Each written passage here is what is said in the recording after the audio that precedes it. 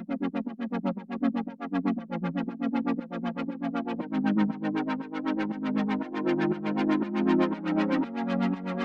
Everyone, मैं हूं कामरान चौधरी और आप देख रहे हैं केमिस्ट्री विद कामरान।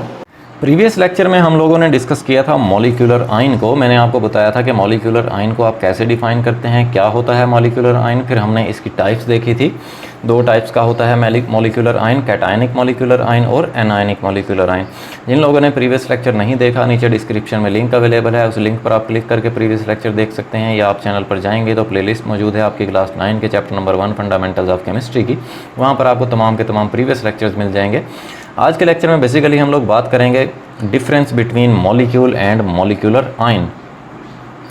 अब सबसे पहले तो मैं आपको रिमाइंड करवा देता हूँ कि मॉलिक्यूल क्या होता है। बेसिकली जब दो या दो से ज़्यादा एटम्स कंबाइन होते हैं देन वो क्या बनाते हैं, मॉलिक्यूल बनाते हैं।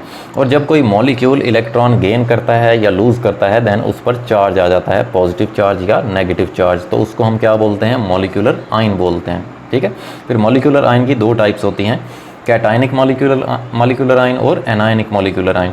कैटायनिक मॉलिक्यूलर आयन कौन सा होता है कि जब कोई मॉलिक्यूल इलेक्ट्रॉन लूज़ करता है देन उस पर पॉजिटिव चार्ज आ जाता है, सो उसको हम बोलते हैं कैटायनिक मॉलिक्यूलर आयन। इसी तरह से एनायनिक मॉलिक्यूलर आयन कौन सा मॉलिक्यूलर आयन होता है कि जब कोई भी मॉलिक्यूल इलेक्ट्रॉन गेन करता है देन उस पर नेगेटिव चार्ज आ जाता है। ठीक है। सो ऐसे आयन को आप क्या बोलते हैं, एनायनिक मॉलिक्यूलर आयन बोलते हैं। ठीक है। सो अब हम डिफरेंस देख लेते हैं कि what is the difference between molecule and molecular ion. ठीक है। सो इसका सबसे पहला डिफरेंस हम देख लेते हैं। मॉलिक्यूल क्या होता है, इट इज़ द स्मॉलेस्ट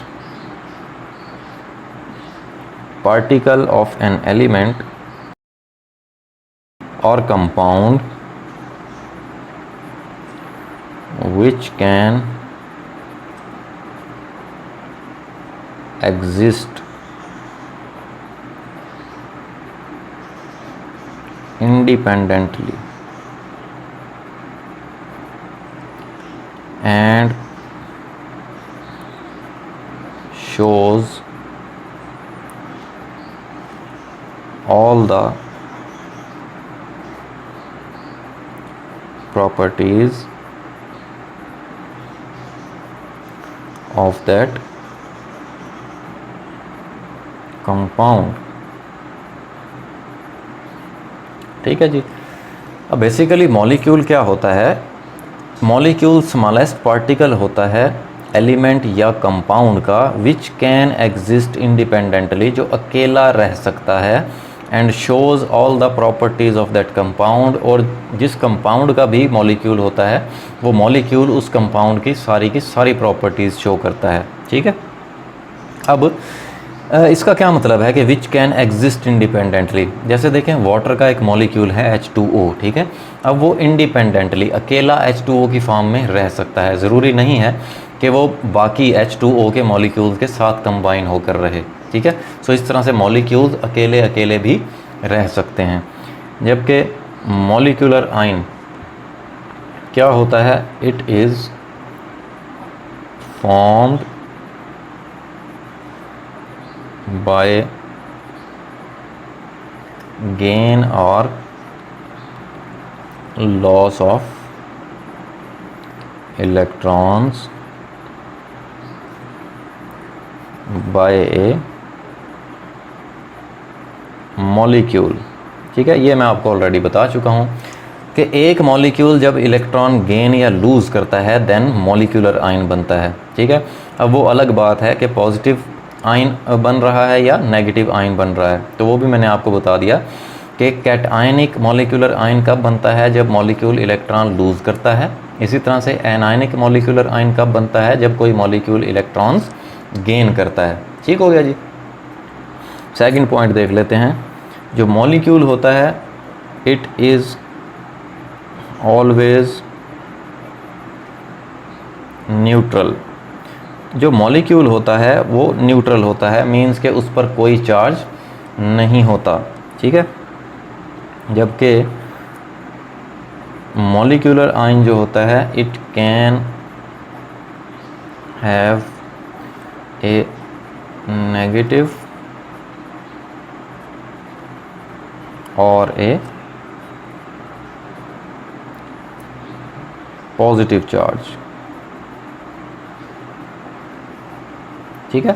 जबकि मॉलिक्यूलर आयन पर नेगेटिव चार्ज भी हो सकता है और पॉजिटिव चार्ज भी हो सकता है। जैसे मैं अगर आपको एग्जांपल दूं, CH4 पॉजिटिव, तो ये कैट आयनिक मॉलिक्यूलर आयन है, ठीक है। या N2 पॉजिटिव, ठीक है, ये भी कैट आयनिक मॉलिक्यूलर आयन है। इसी तरह से एनायनिक मॉलिक्यूलर आयन की एग्जांपल देख लेते हैं। सपोज़ कार्बोनेट आयन है CO3 -2, ठीक है। अब इसके ऊपर नेगेटिव चार्ज है, तो ये कौन सा आयन है? एनायनिक मॉलिक्यूलर आयन, ठीक है। या इसी तरह से SO4 -2 सल्फेट आयन, ठीक है, ये भी क्या है? नेगेटिवली चार्ज्ड मॉलिक्यूलर आयन है, जिसको आप क्या बोलते हैं? एनायनिक मॉलिक्यूलर आयन बोलते हैं, ठीक हो गया जी।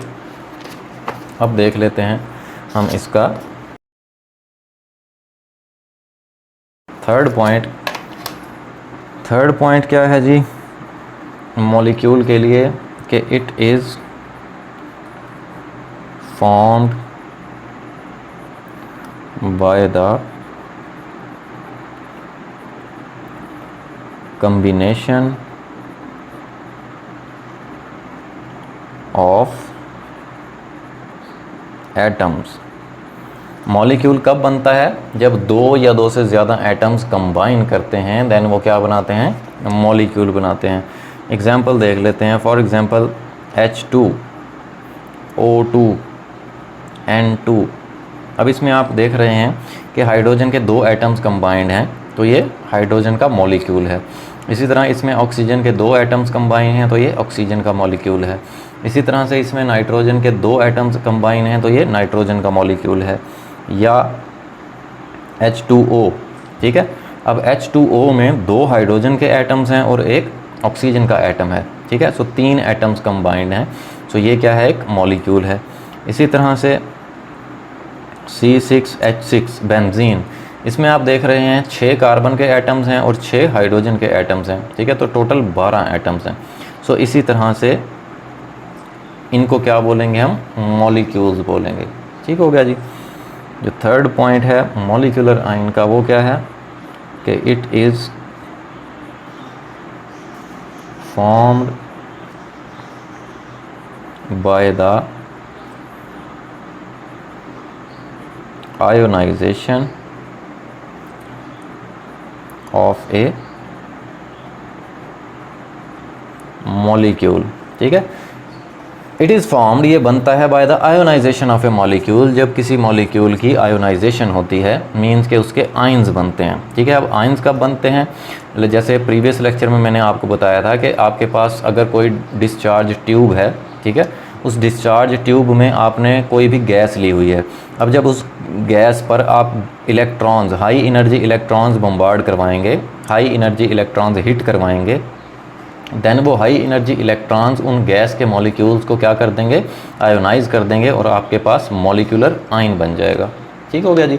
सो इस तरह से बेसिकली मॉलिक्यूलर आयन बनते हैं। इसका देख लेते हैं फोर्थ पॉइंट मॉलिक्यूल का। मॉलिक्यूल जो होता है वो स्टेबल यूनिट होता है। It is a stable unit, ठीक है। जबकि फोर्थ पॉइंट है मॉलिक्यूलर आयन का, वो ये कह रहा है कि it is a reactive species, ठीक है। जबकि मॉलिक्यूलर आयन कैसी स्पीशी होती है? रिएक्टिव स्पीशी होती है, मींस के ये दूसरे सब्सटेंसेस के साथ रिएक्ट कर जाता है। जबकि मॉलिक्यूल जो होता है वो स्टेबल होता है, वो नॉन रिएक्टिव स्पीशी होता है, ठीक हो गया जी। तो ये तो था the difference between molecule and molecular ion. Hopefully आपको बड़े अच्छे से क्लियर हो गया होगा। फिर भी अगर आप लोगों का कोई क्वेश्चन होता है दैन आप नीचे कमेंट सेक्शन में मुझसे पूछ सकते हैं या मुझे पर्सनल ईमेल भी कर सकते हैं। अगर आपको वीडियो पसंद आई है दैन चैनल को सब्सक्राइब ज़रूर कीजिएगा, वीडियो को लाइक किया करें, शेयर किया करें। Thank you very much.